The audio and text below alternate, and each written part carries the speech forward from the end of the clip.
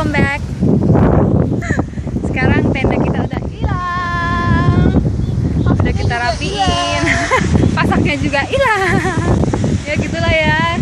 Kita tadi udah ingetin pasaknya ada 20, sekarang tinggal 19, nggak tahu satunya kemana. Terus ini kita udah mau cabut, semua udah rapi, semua udah beres. Carol juga udah rapi. Ini pemandangannya.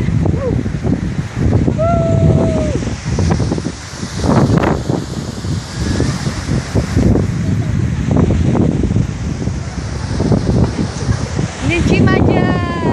Di sini servernya lokal, internasional.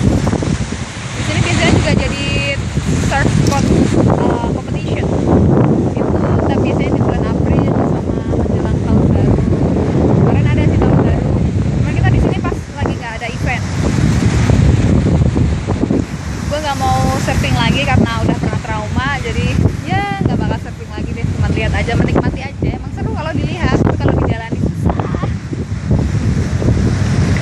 Itu seru banget tuh.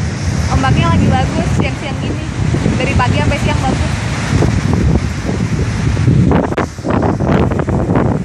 Tuh, pada udah jago.